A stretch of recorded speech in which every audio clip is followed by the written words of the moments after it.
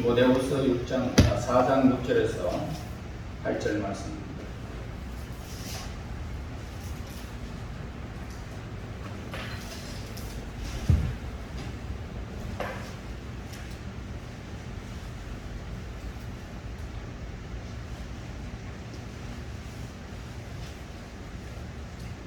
전제와 같이 내가 벌써 부어지고 나의 떠날 시각이 가까웠도다. 나는 선한 싸움을 싸우고 나의 달려갈 길을 마치고 믿음을 지켰으니 이제 후로는 나를 위하여 보의 멸류관이 예비되었으므로 주곧 의로우신 재판장이 그날에 내게 주실 것이며 내게만 아니라 주의 나타나심을 사모하는 모든 자에게도니라. 후회라는 단어는 참 우리가 하기 싫은 단어입니다. 인생이 무엇을 저질러 놓고 실수를 하고 나면 돌이킬 수 없는 일이 벌어지고 난 다음에 후회하는 일들이 우리 얼마나 많은지 모릅니다. 광주에서 큰 사고가 일어났을 때에 그 딸이 버스 안에서 죽음을 당할 때에 내가 위치를 바꿨으면 아버지의 그 안타까운 후회를 보게 됩니다. 그 아리따운 고3 학생이 그 버스에 가다가 건물이 무너지는 바람에 죽음을 당하는 비극을 우리는 보았습니다.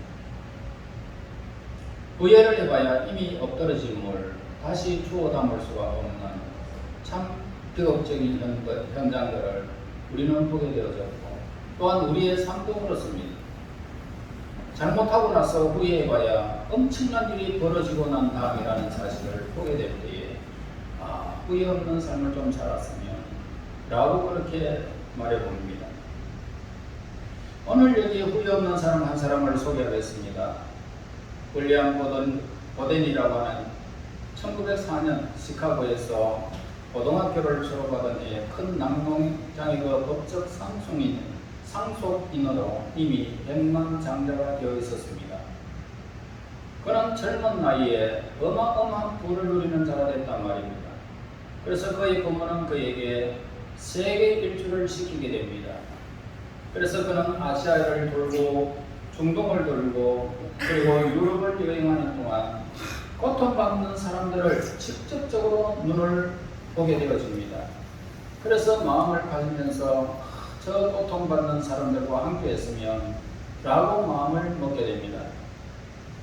그래서 집으로 보내는 편지에다가 나는 일생을 전도사업과 그 일에 대한 준비를 마치겠습니다 라고 그렇게 썼습니다. 그가 그러한 결심을 했을 때에 그의 성경 뒷표면에는 내가 결정한 것은 후회함이 없다라고 그렇게 말하고 지체할 수가 없다라고 그렇게 말을 적었습니다. 그래서 그는 이제 예일 대학교를 졸업하면서 좋은 보수가 보장된 그런 일자리를 거절하고 성경 뒷장에 서 있듯이 나는 후회할 수 없다라고 하면서 그렇게 성경에서 나는 후회하지 않는다. 내 결정에는 후회하지 않는다. 그래서 프린스턴 신학교에서 이제 공부를 마치게 됩니다. 그래서 이제 그는 아시아에 돌면서 가장 비참했던 중국에 있는 회교도들을 전도하기 위해서 그렇게 향하게 되어졌습니다.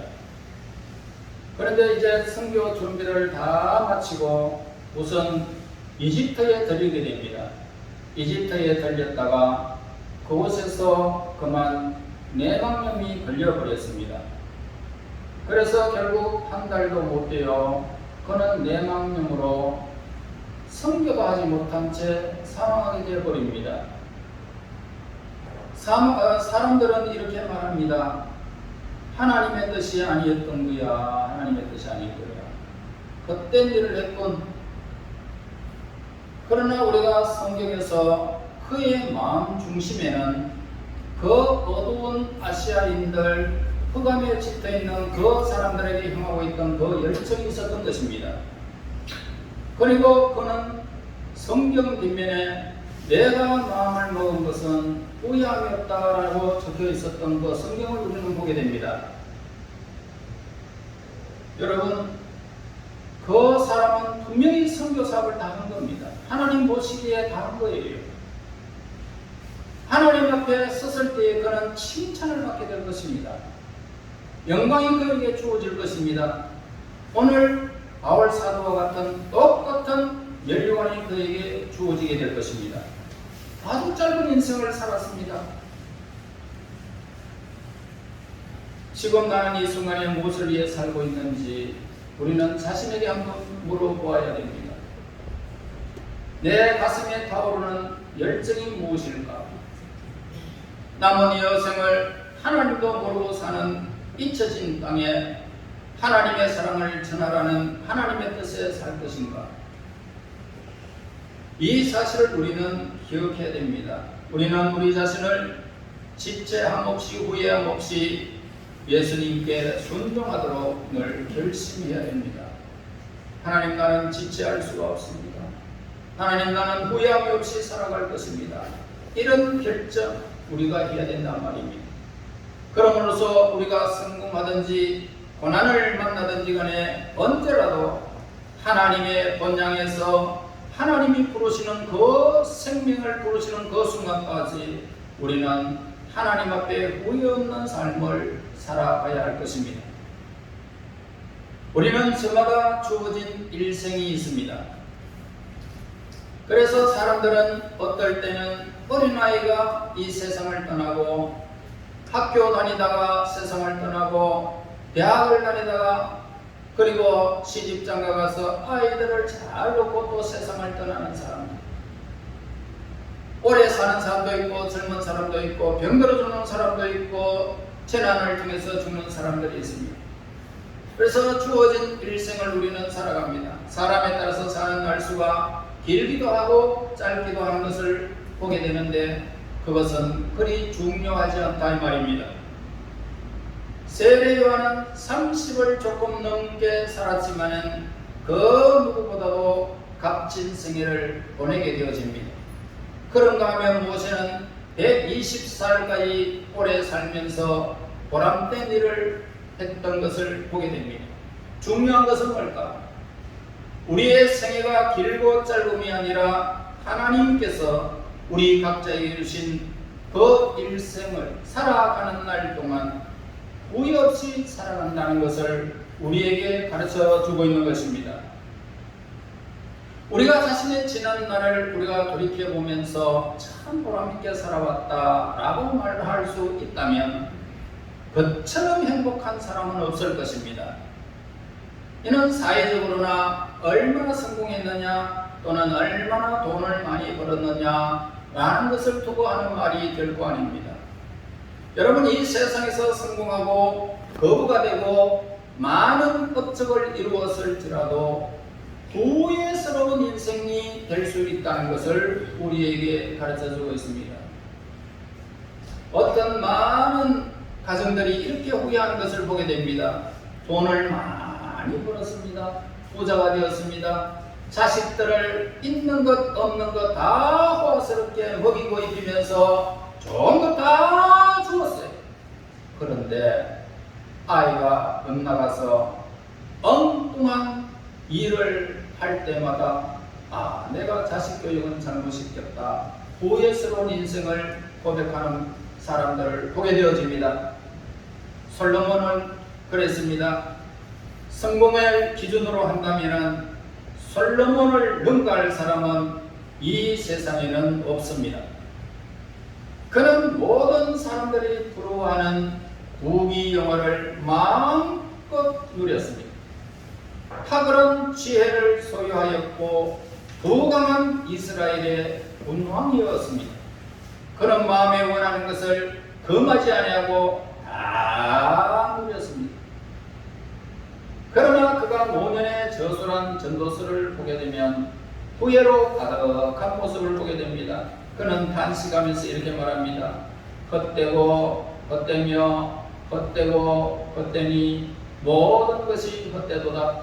내가 헤아려서 행하는 모든 일을 본즉 다 헛되어 바람을 잡으려는 것이로다 라고 했습니다.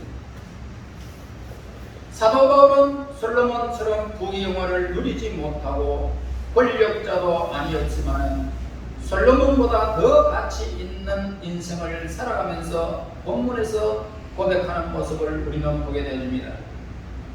그는 한때 교회를 핍박함으로 부예스러운 삶을 살았지만 예수님을 만나 회심한 이후로는 온전히 예수님을 위하여 일생을 헌신하는 모습을 보게 되어집니다. 말년에 그는 자신의 지난 날을 회고하면서 이렇게 말하고 있습니다. 나는 선한 싸움을 싸우고 나의 달려갈 길을 마치고 믿음을 지켰으니 이후로는 나를 위하여 의의 멸류관이 예비되었으므로 주곧 의로우신 재판장이 그날에 내게 주실 것이며 내게만 아니라 주의 나타나심을 사모하는 모든 자에게도니라. 여러분, 죽을 때 후회하는 25가지 이렇게 천명의 죽음을 지켜본 호스피스 전문의 오처 스위치가 쓴 책입니다. 그는 말기암 환자의 고통을 들어주는 완화의료 전문가였습니다. 그래서 암말기의 신체적 고통도 심하지만 마음에서 오는 고통이 심하다고 말합니다. 마음의 고통은 대부분 돌이킬 수 없는 후회 때문이었다라고 합니다. 그래서 사람들이 후회하는 내용 25가지 중에서 특히 공감하는 몇 가지를 소개하겠습니다. 첫째는 사랑하는 사람에게 사랑한다, 고맙다는 말을 많이 했더라면, 사랑한다, 고맙다는 말을 많이 했더라면. 두 번째로 이웃에게 사랑과 친절을 많이 베풀었더라면. 셋째는 유산을 미리 염두에 두었더라면 어차피 세상을 두고 갈 재산을 더 많은 사람에게 베풀어 나누어 줄 것을. 넷째는 내 죽음과 장례식을 좀 더 많이 생각했다면 하고 후회하는 것입니다.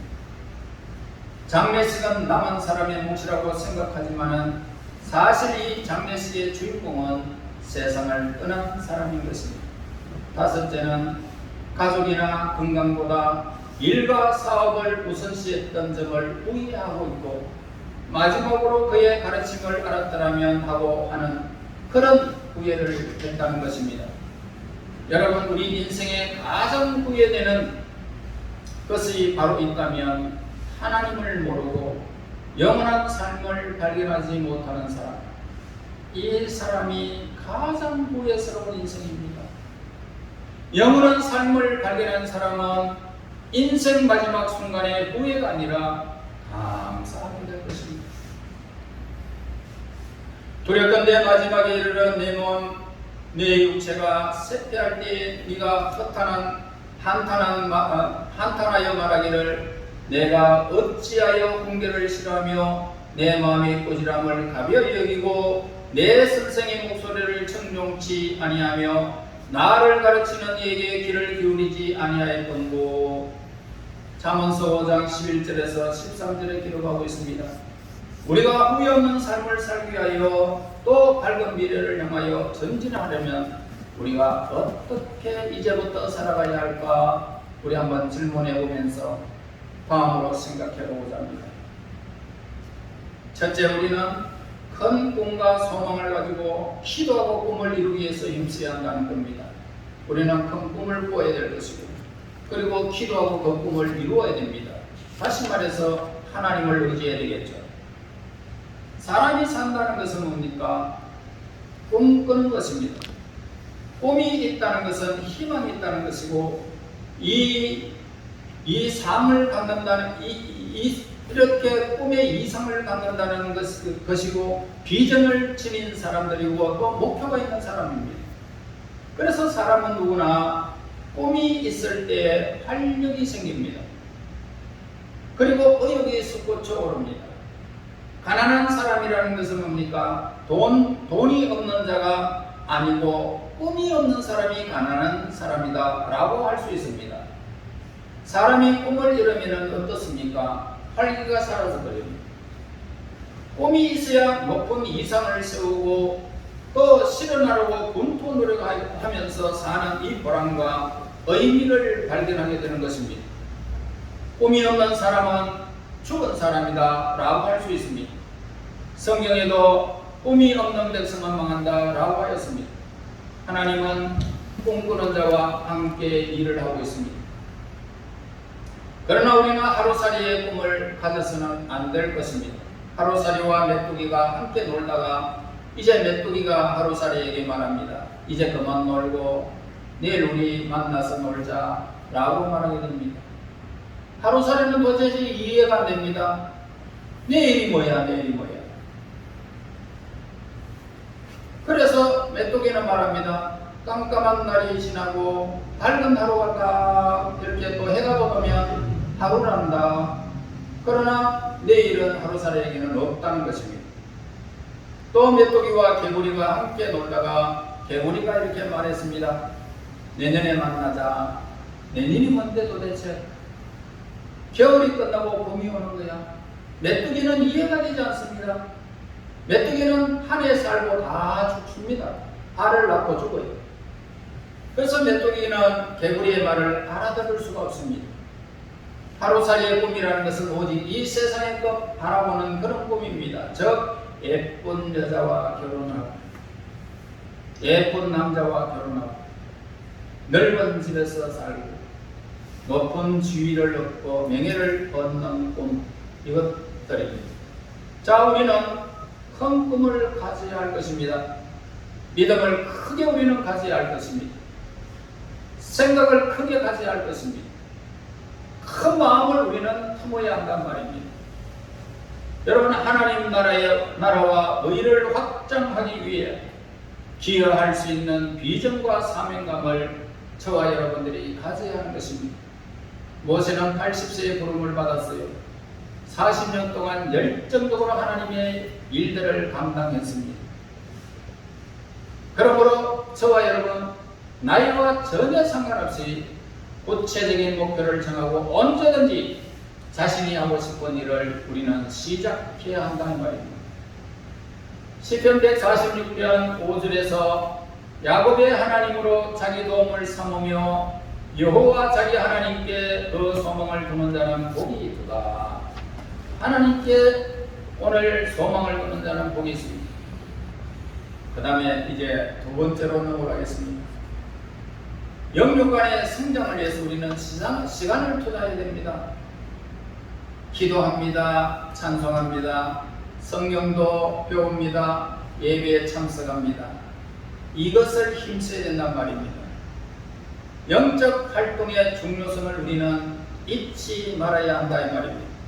아무리 사소한 것이라도 하루에 한 가지는 꼭 배워야 되겠다라는 그런 마음가짐이 있어야 됩니다. 성경을 읽으세요. 거기에 우리의 앞날의 모든 영적 교훈이 다 들어있고 우리의 지혜와 지식과 총명이 그곳에 있습니다. 영적 성장을 위해서는 우리가 늘 노력해야 되고 아울러 육체적인 건강도 저와 여러분 소홀히 해서는 안 될 것입니다. 나이가 든다고 육체적 활동을 줄이지 말아야 합니다. 디도서 3장 14절에 보면은 또 우리 사람들도 열매 없는 자가 되지 않기 위하여 필요한 것을 준비하는 좋은 일에 힘쓰기를 배우게 하라. 누가복음 11장 28절에 예수께서 이르시되 오히려 하나님의 말씀을 듣고 지키는 자가 복이 있느니라. 우리는 이 땅에 열매 없는 자와 같이 헛송 세월을 줄여야 할 것이고 하나님의 말씀을 듣고 지키는 자가 되어야 할 것입니다. 그리고 세 번째, 이웃을 사랑하고 하나님 안에서 서로 교제하고 서로의 짐을 나누고 구제하기를 힘써야 한다 이 말입니다. 나를 통하여 이웃이 행복해진다면 기뻐할 수 있어야 됩니다. 내가 이웃의 것을 취하면 그 사람이 우리를 통해서 기뻐하지 않습니다. 내가 그 사람들에게 손해를 보면 그 사람은 굉장히 기뻐합니다. 그래서 이웃이 기뻐하는 일을 우리가 해야 된다는 사실을 기억해야 됩니다. 그러기 위해서 평소 남에게 베푸는 그 습관은 날마다 우리가 남에게 더 유익을 주는 자가 되어야 되겠다, 이렇게 마음을 먹는 자는 참으로 준비를 잘하고 참으로 후회 없는 삶을 살아가게 될 것입니다. 사도행전 20장 35절에 범사에 너희에게 모범을 보였느니 곧 이같이 수고하여 약한 사람들을 돕고 또 주 예수의 친히 말씀하시는 바 주는 것이 받는 것보다 복이 있다 하심을 기억하여야 할지니라. 그리고 네 번째로 넘어갑니다. 적극적으로 담대히 전도하세요. 그리고 도전하세요. 여러분, 미국이 경제공황으로 어려움을 겪고 있을 때에 펜실베니아 월터 합이라는 사람이 있었습니다. 그는 직장을 얻기 위해서 백방으로 노력했지만은 허사를 계속적으로 허사가 이루어졌습니다. 그래서 그는 뉴욕에만 393개의 체인점을 가진 약국에 393통의 편지를 보내게 됩니다.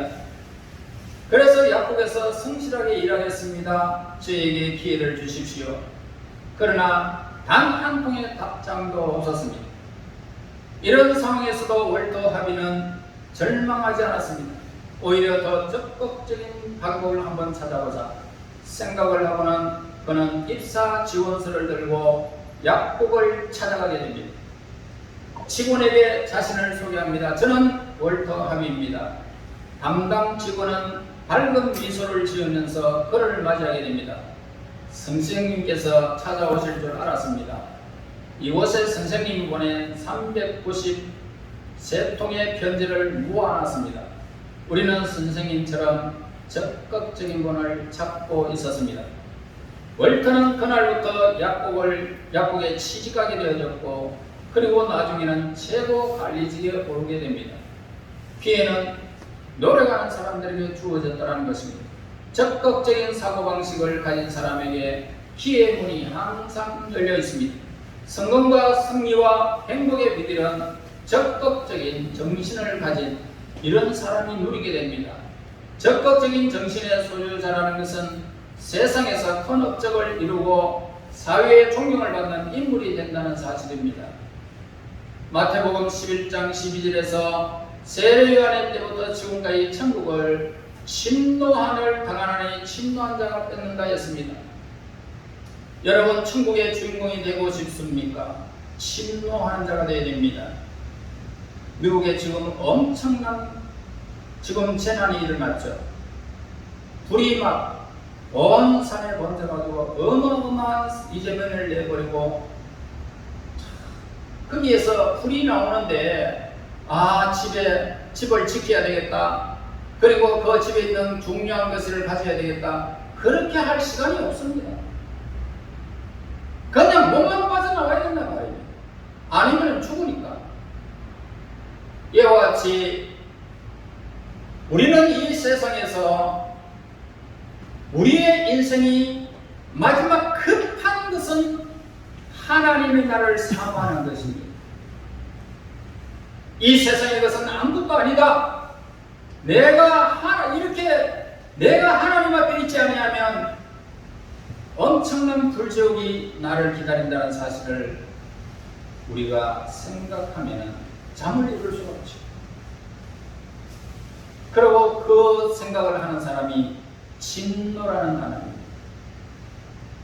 인생은 적극적으로 덤벼드는 자에게 결국 열려진다는 말입니다. 용감함 위에 믿음으로 전진하는 겁니다. 주먹 사용하는 자들이 사용하는 만용을 부리는 게 아닙니다. 하나님은 모든 우리 그리스도인들에게 담대하기를 요청하고 있습니다. 주 안에서 담대하라, 하나님을 믿고 담대하게 나아가라 라고 성경은 우리에게 용기를 풀어주고 있습니다. 그런데 적극적으로 덤벼들지 못하게 하는 것이 있어요. 거절당하면 어떨까? 저 사람이 싫어서 나에게 덤벼들면 어떨까? 이런 어리석은 생각을 하고 있습니다. 사람들은 거절당할까봐 적극적으로 덤벼들지 못하는 것입니다. 거절당하면 자존심이 상하고 기분이 나쁘고 거절하는 사람이 믿고, 그러나 이것이 얼마나 좋은 경험이 아닌 줄 모릅니다. 좋은 경험이 될 것입니다. 또 실패할까봐 무서워 덤비지 못하는 경우들도 있죠. 그러나 다윗은 골리앗을 무서워하지 않고 도전해버렸습니다. 결국은 다윗을 물리치고 나라와 백성을 구원하는 모습을 보게 됩니다. 하나님은 적극적으로 도전하는 사람을 아주 좋아합니다. 여러분, 하나님을 믿고 도전하세요. 하나님은 열정적인 사람을 좋아합니다. 하나님을 믿고 적극적으로 담대히 도전하시면 하나님은 예수와 복음 전파를 위해 힘쓰는 적극적인 사람은 반드시 하나님이 도우시면 그의 삶을 형통케 주실 것입니다. 어떤 이든 간에 적극적인 태도를 보이면서 하나님을 향하여 도전 정신을 잊지 말아야 할 것입니다. 그 다음에 다섯 번째로 범사에 감사하고 항상 기뻐하며 살아야 합니다. 오래전 군 형무소에 2명의 사형수가 사형 집행을 기다리고 있었습니다. 한 죄수는 총기 난동으로 살인을 했고, 다른 죄수는 실수로 동료를 죽여 사형 선고를 받게 되어졌습니다. 이 중 총기 난동 사형수는 자기 몸을 해부 실험으로 10만 원에 팔게 됩니다. 그래서 그는 이왕 죽을 것 고기나 실컷 먹고 죽자, 그런 생각에 3만 원을 쓰고 7만 원을 남긴 채 형장의 이슬로 사라지게 됩니다. 다른 사형수는 1만 5천 원이 있었는데 교도소에서 예수를 영접한 후에 죽기 전에 하나님 앞에 감사 헌금 드리면서 그렇게 가게 됩니다. 무엇에 감사하며 살았느냐에 따라서 그 사람의 인격과 됨됨이를 우리는 보게 되어집니다. 인생을 살아가면서 괴로움과 슬픔도 있지만은 그 현실에 감사할 수 있는 사람은 행복한 사람입니다. 예수로부터 참된 구원의 기쁨을 누리기를 원한다면 감사의 사람이 되어야 할 것입니다. 여러분, 감사합니다. 감사합니다. 감사합니다. 시편 50편 23편에 감사로 제사를 드리는 자가 나를 영화롭게 하나니 그의 행위를 옳게 하는 자에게 내가 하나님의 구원을 보이리라. 데살로니가전서 5장 16절 18절에 항상 기뻐하라, 쉬지 말고 기도하라, 범사에 감사하라. 이것이 그리스도 예수 안에서 너희를 향하신 하나님의 뜻이니라. 기회라는 것은 늘 있는 것이 결코 아닙니다. 오늘 할 일을 내일로 미루지 말아야 합니다. 더더욱 영혼을 구원하는 중요한 일이라면 절대로 내일로 미루어서는 안 될 것입니다. 예수님 안에서 사는 기쁨을 누리며 성경 말씀의 가치를 깨닫고 살아간다면 우리는 후회 없는 삶을 살게 될 것입니다. 인생이 안개와 같이 짧다는 것을 우리는 기억해야 됩니다. 우리의 인생 너무너무 빨리 갑니다. 이제 곧 여러분들은 이 세상을 하직하게 될 것이고, 우리는 분명히 하나님을 만나는 시간을 가지게 될 것입니다. 누가 먼저 이 세상을 떠날지 우리 중에 누가 아는 사람 아무도 없습니다. 빨리 가는 사람이 있고 늦게 가는 사람이 있을 거예요. 나이는 전혀 무관합니다. 그러므로 저와 여러분, 이 땅의 삶을 살아가는 날 동안 하나님 앞에서 우리는 감사하며 살고 후회 없는 삶을 잘 살아서 면류관이 준비된 사도 바울과 같이 이렇게 하나님의 일들을 잘 감당하고 생명의 면류관, 너의 면류관, 하나님의 그 영광스러운 날의 주인공이 되어 모든 천군 천사들 앞에 존귀와 영광을 누리면서 세세토록 그 영광을 누리고 살아가는 후회 없는 하나님의 사람들이 되시기를 예수님 이름으로 축원합니다. 기도하겠습니다. 진리와 생명이 되신 거룩하신 하나님, 영광과 찬송을 아버지께 드립니다. 우리 하나님의 사람들이 최후의 순간까지 하나님 나라를 향해 전진하게 도우시고 일의 결국에 가서 후회하지 아니하고 말씀으로 늘 깨닫게 하시고 우리 모두가 세상의 빛과 소금의 역할을 감당하도록 영육 안에 복을 주시고 하나님 나라 확장에 쓰임받는 후회 없는 삶을 살아서 하나님께 영광되고 세세토록 그 영광을 누리는 하나님의 사람들이 되게 인도하여 주시옵소서. 예수님 이름으로 기도하옵나이다. 아멘. 아멘.